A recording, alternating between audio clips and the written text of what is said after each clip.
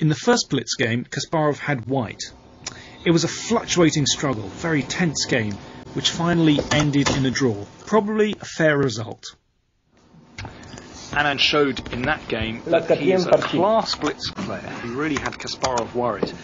If you like playing Blitz, maybe you can always go along to the local Geneva Chess Club and some information about it outside. It's worth going along. There's also discussions about some of the games that were played in this tournament. Look at the opening, Dan. That's interesting. But back to this one. They're repeating. Excuse me. They're repeating the opening from their first game, where really Kasparov won a beautiful game, quite convincingly, and they're playing exactly the same way. I wonder, so far, exactly the same moves. First 15 moves, exactly the same. Anand hasn't really had time to prepare anything new. Maybe he's got a second idea he wants to try out in this game. Now Kasparov having to think again. Should he play in exactly the same way? Is this position easier to play for white or black? This is often he's pushed on with G4 immediately, though. Before he played E6 first, so he's changed. Kasparov's the first to get a new movement. Oh, and Anand offering the pawn on B2. What happens? Knight takes B2, Rook B1, Rook C8. Queen C7.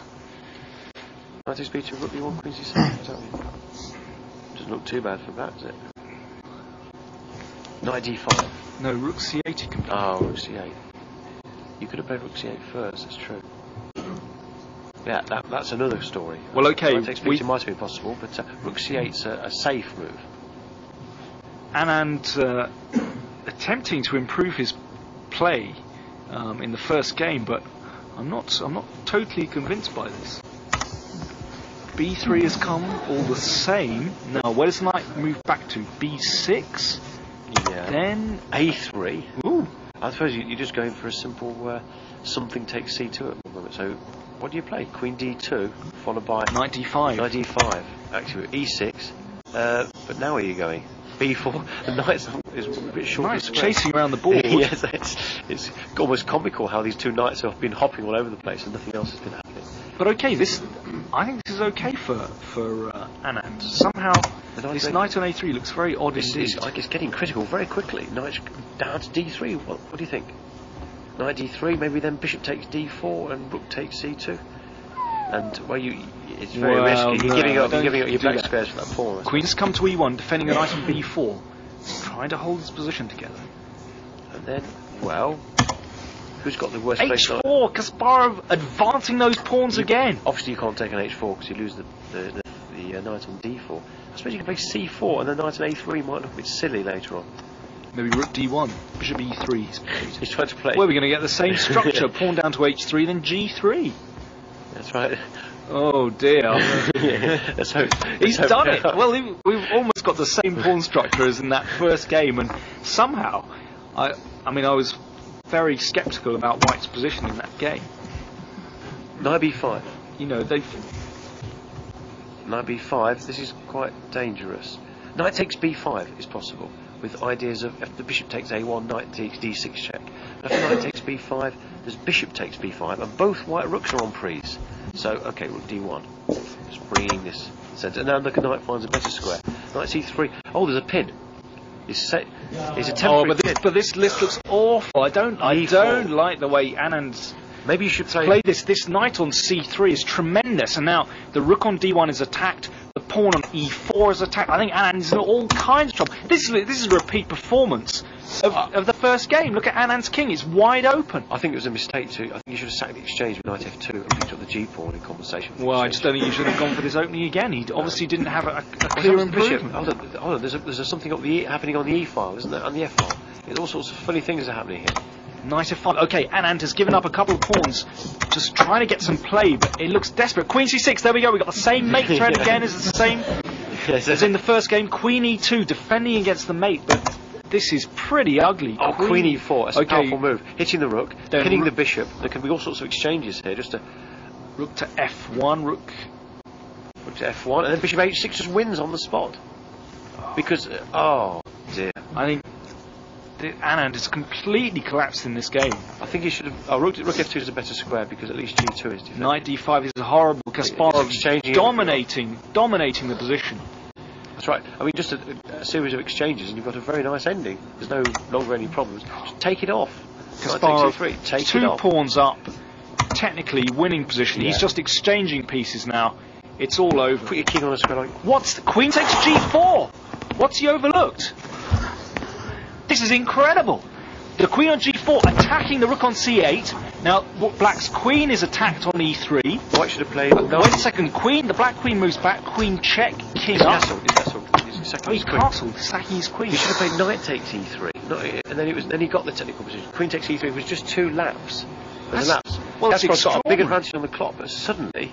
What? How's the Position is position? over. What an elementary blunder from Kasparov. He had a winning position, and now how is it? Well, completely unclear. Kasparov still has chances here. It was a rook and a bishop for the queen, but Anand moving the queen in. Knight d4. Maybe now e4 next move. And the idea of bringing the rook down the c5. Oh, but Anand just Knight F3 munching these pawns. Good move. The queen on Stopping b7. E4, stopping E4. Covers the pawn on e4. About Now rook how- c3. Got to get active. Got to Clock get time's active. 1:45 for Anand. 2.5 minutes for Kasparov. You've got to get active. Rook c3. Come on, get those pieces going. Double the rooks, maybe. Oh no, double rooks is disastrous. f7 drops. Well, there's F5. knight c4. I think Kasparov is completely lost. What an extraordinary blunder. Yes. Yet an elementary oversight. Knight e6 and then knight c5 maybe. I don't know, but the black pieces aren't really working No. in harmony, are they? I think the most important thing, Anand has got rid of those pawns that were cramping his king, so Anand's king is safe, and I just cannot believe that move from Kasparov. It's Blitz, and in Blitz all is fair. Okay, knight c4, there we go. d5. Pawns, oh, now Oh, queen God, it's takes, queen rook d5, takes rook- knight. Very very nice pretty. tactics, but knight d6, what about knight d6? And then the f7 square is. Knight d6 looks good, there we go. Knight e3 check, king h3. The king is pretty safe on this square. You can't get a rook to the And now h5. f7 is caving in. Anand threatening rook takes f7. F5, ooh, but F5. now his It's king the is only very hope. exposed. It's- Ooh, Kasparov wants to play rook f6, rook h6. Yes, what can he do? Has he found some way to confuse the issue? What to play? Queen to e7 or something? Queen to Queen- e6? At least there's some checks on the Okay, white and now side. what about rook f6? F4. He's played f4. Kasparov fighting for his life here. Kasparov is incredible resources again. It's Knight amazing. f7. And now knight G5 is- g5 There's an check. idea. What can black do? There must And be then something here. queen across, that's dangerous. Knight g5 check and queen g6 threatened. So Anand's now going on the attack. That's right. And look at the times. 1 minute and a few seconds each. It's enough time to get something. Minute and a half, Kasparov. A minute. Rook Kasparov f7. has given up. And he's Oh. given it up. And now rook f6. He gave up his rook to get some play, but he wants to play rook h6 check. Rook h6 check. Come on, what's going on? This is extraordinary. Kasparov managing to keep chances alive just when you think the position's over. It's murky, but what can you do with e4 followed by rook h6 with some sort of perpetual play? F5. That's cutting things down. Good move. d4. Get those d-pawns going. Kasparov's managed to get And incredible now resources. how is rook f4, queen e7? He just wants to play queen takes pawn on e4. And with a material advantage here, queen against bishop and knight. But Kasparov fighting for his life here. How about d3, queen takes e4, d2, rook takes d2, rook check, knight f1 check, and knight takes rook on d2. Well, this is maybe possible. Kasparov glancing at the clock, he's under a minute. But Anand only has 47 seconds left. 47 Can minutes, he actually win 55, this? 54, incredible stuff. Rook h6 check, king goes to g3. Can you find a move then? You're a bit Play restricted. rook h6, king g3, Knight, f1, knight d1, what's this? He's hitting attacking a the rook, rook. rook f4. Maybe if white's threatening rook g4, that would be end of the world. Rook g4 and wins. Rook g4, that looks over, and he's resigned. Extraordinary.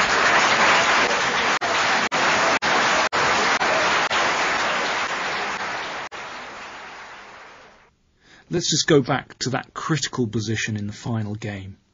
Here Kasparov played queen takes e3, blunder, and then Vishy played queen takes g4, so that the rook on c8 is attacked by the queen on g4, and the rook on e1 has been uncovered by the queen and is now attacking the queen on e3.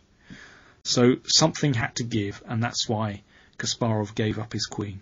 But a really terrible mistake. Instead of that, it was possible just to play knight takes e3. Just exchange the pieces the other way around. And now Anand really must recapture. Queen takes e3. Queen takes queen. Rook takes queen. and simply castles kingside. Kasparov is 2 pawns up here. I don't think it's going to be terribly difficult for him to win. And next move, he'll be able to play pawn to f5 and just steam those pawns down the board. It's just a completely winning position for black. There was a time when Kasparov was considered to be invincible. He just went from tournament to tournament, leaving a trail of destruction behind him. But times have changed. The cracks are beginning to show, and his rivals can sense that the gap between them and the world champion is narrowing. This was the big prize. C'était vraiment le Grand Prix. I'm absolutely delighted that I won it. Vishy Anand.